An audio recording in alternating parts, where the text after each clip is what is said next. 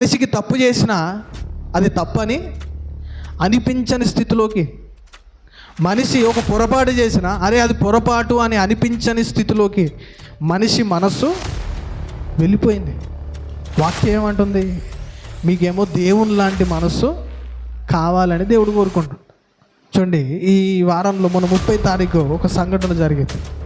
గోదావరికి అనే బస్ స్టాండ్లో ఒక యవనస్తుడు, క్రైస్తవ యవనస్తుడు, ఆయన ఏం చేస్తున్నాడంటే కరపత్రికలు పంచుతున్నాడు, అంటే దేవుని సువార్త పంచుతున్నాడు. ఆయన పేరు దుర్గా ప్రసాద్. ఆ అన్న కరపత్రికలు పంచుతూ ఉంటే, సువార్త చెప్తూ ఉంటే, చెప్పడం కూడా లేదు, ఆయన చేతిలో పట్టుకున్నాడు కరపత్రిక.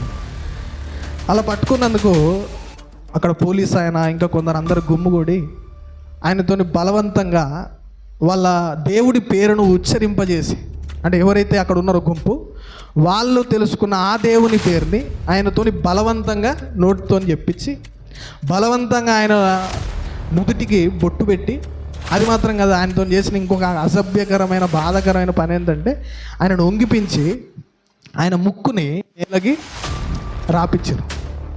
చూడండి, ఇంత భయంకరమైన పరిస్థితుల్లో మనుషులు ఎట్లా తయారయ్యారంటే చాలా భయంకరంగా ఉన్నారు. ఆయన అక్కడ నిలబడ్డాడు, చేతిలో కరపత్రికలు పట్టుకున్నాడు, అంతే. దానికే వాళ్ళందరూ గుమ్ముగూడి ఆయనతో బలవంతంగా ఆ పని అంతా అవమానించడం అది ఎంతో బాధాకరమైన విషయం. అదే అనుకుంటే ఆయన తెచ్చిన ఏవైతే కరపత్రికలు ఉన్నాయో, ఏవైతే సువార్త పత్రికలు ఉన్నాయో వాటిని ఆయన చేతులతోనే చింపిపించారు. ఇంత భయంకరమైన పరిస్థితుల్లో నాకు ఒక ఆలోచన కలిగింది. భారతదేశంలో రాజ్యాంగం అనేది ఒకటి ఉంది. భారతీయులందరూ పాటించాల్సిన ఒక గ్రంథం ఉంది, దాని పేరు కాన్స్టిట్యూషన్, రాజ్యాంగం. అందులో ఆర్టికల్ 25 నుంచి 28 అనే ఒక భాగం ఉంది. చదువుకున్నోడికి, 10th క్లాస్ చదివినోడికైనా, ఇంటర్ చదివినోడికైనా కనీసం తెలుసుంటుంది.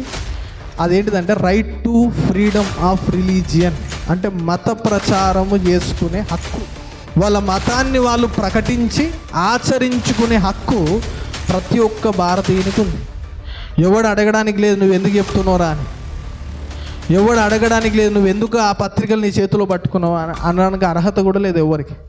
ఎందుకంటే భారత రాజ్యాంగం ఇస్తున్న హక్కు అది.